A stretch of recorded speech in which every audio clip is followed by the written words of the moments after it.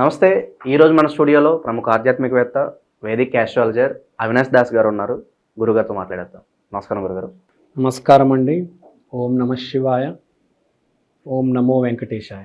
గురుగారు, ఏప్రిల్ మాసంలో మకర రాశి వారి పరిస్థితి ఎలా ఉండబోతుంది? ఎలాంటి రిజల్ట్స్ ఉండబోతున్నాయి? మకర రాశి వాళ్ళకి ఏప్రిల్లో ఎలాంటి రిజల్ట్స్ ఉండబోతున్నాయి?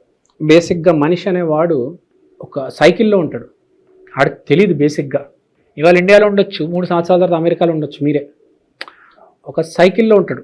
వాడు ఏమనుకుంటాడంటే నేను కంట్రోల్ చేస్తున్నాను అని అనుకుంటాడు, కానీ బేసిక్గా అలా జరగదు. ఒక టైం సైకిల్లో మనం అందరం ఇరుక్కున్నాం. మీరు కాదు, మోడీ గారు కూడా ఇంతకాలం నుంచి ఇంతకాలం వరకు నేను ప్రైమ్ మినిస్టర్గా ఉంటాను అని మోడీ గారికి రాసి ఉంటుంది.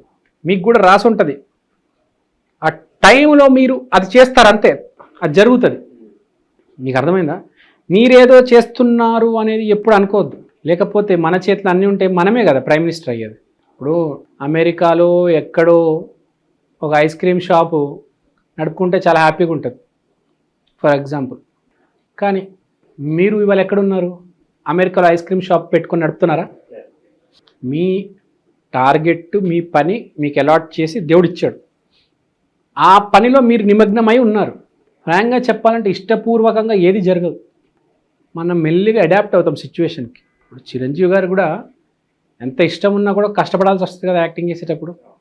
ఎవరికైనా నిజంగా డబ్బులు ఇచ్చేస్తే ఏం చేస్తారు తెలుసా? ఏం పని చేయరు, హ్యాపీగా ఎంజాయ్ చేసుకుంటారు కదా. సో ఇక్కడ పాయింట్ ఏంటంటే, ఇప్పుడు వీళ్ళు మకర రాశి వాళ్ళు, నాకు ప్రారంధం ఉంటుంది అంటే నా ఎఫర్ట్, ఆ ఎఫర్ట్ పెట్టే టైం వీళ్ళకి వచ్చింది. ఉగాదితో వీళ్ళు ఒక కొత్త ఎఫర్ట్ పెట్టబోతున్నారు. వీళ్ళకి ఒక ప్రారంధం అనేది మొదలవబోతుంది. ఒక కొత్త ఎఫర్ట్ పెట్టబోతున్నారు. చేస్తున్న పనిలోనే విపరీతంగా ఎఫర్ట్ పెడతారు.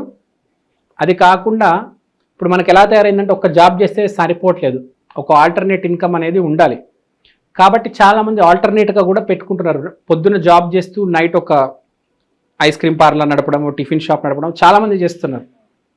చూస్తే చాలామంది చేస్తున్నారు, మనకు తెలీదు. పొద్దున్న లైన్ మ్యాన్, సాయంత్రం చూస్తే జ్యువెలరీ షాప్లో శ్రీకాంత్ ఎంపోరియం.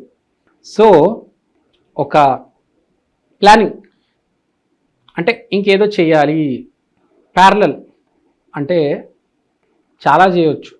పర్టికులర్గా ఏం చేయాలి అని క్లారిటీ ఇప్పుడు వస్తుంది. తర్వాత దీనిని చేస్తే వ్యాపారంలోకి, ఈ ఐడియా బాగుంది, నాకు ఒక ఐడియా వస్తుంది. ఐడియా వచ్చిన తర్వాత దీన్ని వ్యాపారంలోకి మనం పెట్టాలి. ప్రతి మనిషికి ఒక ఐడియా ఉంటుందండి. దీన్ని ప్రాక్టికల్గా దీన్ని ఎగ్జిక్యూట్ చేయడం వేరు, ఒక ఐడియా రావడం వేరు. ఇప్పుడు మీరే ఒక బట్టల షాప్ పెట్టాలనుకుంటున్నారు, లేకపోతే మీరే ఒక జాబ్ చేద్దాం అనుకుంటున్నారు. మీరు జాబ్ చేయాలంటే ఫస్ట్ కోచింగ్ తీసుకోవాలి. కోచింగ్ ఎక్కడ తీసుకోవాలని క్లారిటీ రావాలి. జాబ్ చేయాలని అందరికీ ఉంటుంది, కానీ ఎవరి దగ్గర కోచింగ్ తీసుకోవాలి, ఏ టీచర్ దగ్గర కోచింగ్ తీసుకుంటే బాగుంటుంది తెలియాలి కదా. ఏదో ఇన్స్టిట్యూట్లో జాయిన్ అయిపోయి ఏదో కోచింగ్ తీసుకుంటే లాభం ఏముంది? చెప్పలేం కదా. డబ్బు కోసం చూస్తారు. వీడికి జాబ్ వచ్చేటట్టు మనం ట్రైనింగ్ ఇస్తే బాగుంటుందని కొంతమంది అనుకుంటారు. అలాంటి వాళ్ళకి మనం కనెక్ట్ అవ్వాలి కదా. సో ఫస్ట్ థాట్, తర్వాత మన గురువు ఎవరు దొరుకుతాడు, సరైన గురువు దొరికాడా లేదా, తర్వాత జాబ్. అలానే వ్యాపారం చేసేటప్పుడు సరైన వ్యాపారం ఎక్కడ పెట్టాలి, గిరాకీ వస్తుందా లేదా, తర్వాత సక్సెస్ కదా. సో ఇక్కడ పాయింట్ ఏంటి? ఫస్ట్ థాట్ బీజం పడిపోయింది. నెక్స్ట్ ఇప్పుడు ప్లాన్ ఆఫ్ ఎగ్జిక్యూషన్. కానీ ఇక్కడ పాయింట్ ఏంటంటే, మనకు మకర రాశి వాళ్ళకి ఆ థాట్లో క్లారిటీ ఉండాలి. చాలా గందరగోళం ఉంటుంది, అది కొంచెం జాగ్రత్త. 10 ఆలోచనలు వస్తాయి, నలుగురు 4 చెప్తూ ఉంటారు. ఒక్క పాయింట్కి వచ్చి, ఒక దాటికి వచ్చి ఆగాలి. వచ్చి పెట్టకూడదు అప్పుడే. తర్వాత రీసెర్చ్ దాని మీద, 10 మందిని అడగడం, మెల్లిగా ఒక ఐటెం కొనడం. ఒక వ్యాపారం పెట్టాలంటే 10 ఐటెంలు కావాలి. అలా మెల్లిగా స్లోగా స్టడీగా అన్నీ అరేంజ్ చేసుకొని ఒకరోజు సడన్గా మంచి ముహూర్తం చూసుకొని పెట్టాలి. సో అలా పెట్టడం వల్ల కీర్తి వస్తుంది మీకు కదా, పేరు ప్రతిష్ట వస్తుంది, స్థానం, నేమ్ అండ్ ఫేమ్ వస్తుంది మీకు, అంతే కదా. ఇప్పుడు ఒక పని చేశారు అంటే, ఒక అచీవ్మెంట్ వచ్చిందంటే పని వచ్చేస్తుంది కదా. సో ఈ అచీవ్మెంట్ ఏదైతే రాకపోతుందో, మీ ఫ్యామిలీ వాళ్ళు మీకు ఎక్కువ మిమ్మల్ని సపోర్ట్ చేస్తారు. ఇప్పుడు అంతే కదా, ఫ్రాంక్గా చివరికి ఎంకరేజ్ చేస్తారు. చివరికి ఏదైనా ఫ్యామిలీనే కదండి. ఎంత కొలీగ్ అయినా, ఎంత ఫ్రెండ్ అయినా, చివరికి మన ఫ్యామిలీనే. At the end it's after all family. మానాము స్కూల్ ఫ్రెండ్స్ వదిలేస్తాము, ఉంటారులే, స్కూల్ ఫ్రెండ్స్, కాలేజ్ ఫ్రెండ్స్, ఈ ఫ్రెండ్స్, ఆ ఫ్రెండ్స్, 10-100 చోట్ల ఫ్రెండ్స్ ఉంటారు, కానీ చివరికి ఫ్యామిలీనే కదా. గురుగారు మరి శుభకార్యాల పరిస్థితి ఏంటంటారు ఈ నెల?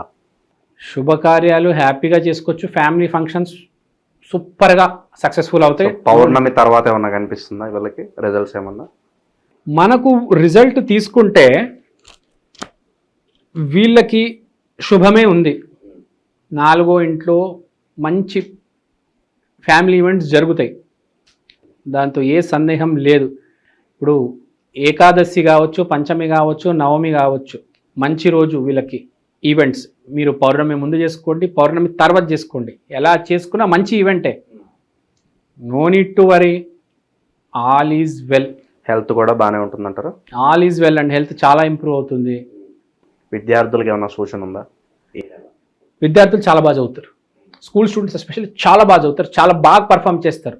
ఇప్పుడు దాకా ఫస్ట్ ర్యాంక్ ఎవరికైతే రాలేదో చాలా మందికి అన్ఎక్స్పెక్టెడ్గా ఫస్ట్ ర్యాంక్ రాబోతుంది. అంటే ఇంప్రూవ్మెంట్, చాలా డెవలప్మెంట్ రాబోతుంది. విద్యార్థులకు చాలా బాగుంది. కొన్ని పనులు ప్రారంభించి ముందుకెళ్ళక వదిలేస్తూ ఉంటారు, లేదా భూ వివాదాల్లో పోలీస్ స్టేషన్లో తిరుగుతూ ఉంటారు కొన్ని సమస్యలతో. సో ఇవి పరిష్కారం అవడానికి ఎంతకాలం పట్టొచ్చు అంటారు వీళ్ళకి? వీళ్ళకు 45 days ఉంది. పై అధికారులను, వి అధికారులను, ఆ అధికారులను ఒక 100 మందిని కలుస్తారు ఈ 45 days. ఈ హంగామాలో నడుస్తుంటుంది 45 days. ఈ 45 days దాటారు. ఎప్పుడైతే May 15th దాటారో, అంటే మన గురువు రాశి మారుతారు కదా, అప్పటి నుంచి క్లారిటీ వచ్చేస్తుంది. ఈ 45 days మీరు కలెక్ట్ చేసుకుంటారు ఇన్ఫర్మేషన్, ఎవరి దగ్గరికి వెళ్తే పని అవుతుంది, ఈ ఆఫీస్ తిరగడం, ఆ ఆఫీస్ తిరగడం, చాలా హేమి చాలా గందరగోళం ఉంటుంది, కానీ స్లోలీ క్లారిటీ విల్ కమ్. వైవాహిక జీవితం ఎలా ఉండబోతుంది గురుగారు? వైవాహిక జీవితం జాగ్రత్త, ఎస్పెషల్లీ లేడీస్. హస్బెండ్ని వెళ్ళి అనరాని మాట అనొద్దు, కానీ చాలా వైలెంట్గా రియాక్ట్ అవుతారు. హస్బెండ్తో జాగ్రత్త, మెయిన్గా బాయ్ ఫ్రెండ్తో జాగ్రత్త. వాడు ఇచ్చి పడేస్తాడు. మీరు ఆ అబ్బాయి మిమ్మల్ని ఎంత ప్రేమించినా, ఎంత ఎవరినైనా కానీ ఒక లిమిట్ ఉంటుంది. వాడు ఈగోని టచ్ చేస్తే వాడు ఊరుకుంటాడా? ఊరుకోడు. సో గర్ల్ ఫ్రెండ్స్ అందరు జాగ్రత్త, బాయ్ ఫ్రెండ్స్తో అంత ఈజీగా ఉండదు. కొంచెం రెస్పెక్ట్ ఇవ్వండి. మేల్ ఈగో అనేది కూడా ఒకటి ఉంటుంది అని చెప్తున్నారు. కొత్త సంవత్సరం కాబట్టి కొత్తగా ఇళ్ల స్థలాలు కావచ్చు, ప్లాట్లు కొనుక్కోవాలి అనుకుంటూ ఉంటారు. మరి వాళ్ళ పరిస్థితి ఎలా ఉండబోతుంది గురుగారు? చాలా బాగుంటుంది. చాలామంది ప్లాట్లు కొనుక్కుంటారు. ఎస్పెషల్లీ గవర్నమెంట్ దగ్గర ప్లాట్లు కొనుక్కోవడం, గవర్నమెంట్ టెండర్లు, లేకపోతే ప్లాట్లు పెట్టి గవర్నమెంట్ ఇన్స్టిట్యూట్లు పెట్టడం, లేకపోతే గవర్నమెంట్కి సంబంధించిన పనులు ఉంటాయి కదా, చాలా పనులు ఉంటాయి కదా గవర్నమెంట్కి సంబంధించినవి, లింక్డ్ టు గవర్నమెంట్. ఇప్పుడు ఆర్టీఓ ఆఫీస్ బయట షాపులు, అట్లా గవర్నమెంట్కి సంబంధించిన ప్లాట్లు, వ్యాపారాలు అవన్నీ కొంతమందికి ఇనిషియేట్ అవుతాయి అన్నమాట. గురుగారు ఇంకా మరి మంచి ఫలితాలు పొందడానికి ఏమైనా రెమెడీస్? మకర రాశి వాళ్ళు మంచి రెమెడీస్ ఏం చేసుకోవాలంటే, మకరం అంటే శని బేస్డ్ రాశి కాబట్టి నువ్వులే. శనివారం రోజు శివాలయానికి వెళ్ళి నువ్వులు అర్పించడం. తర్వాత శని ఎక్కడో అక్కడ రిలేటెడ్ టు శివుడు కాబట్టి ఓం నమః శివాయ, ఓం నమః శివాయ, ఓం నమః శివాయ, లేకపోతే శివ శివ శివ శివ శివ శివ శాంబ సదాశివ, ఏదో ఒక మంత్రం పట్టుకొని నామస్మరణ చేయడమే, అంతే. నిరంతరంగా నామస్మరణ చేయండి చాలు. మకర రాశి వాళ్ళు బాగుంది. No need to worry, all is well, God is there for you. చాలా బాగా వివరించారు గురుగారు. ధన్యవాదాలు.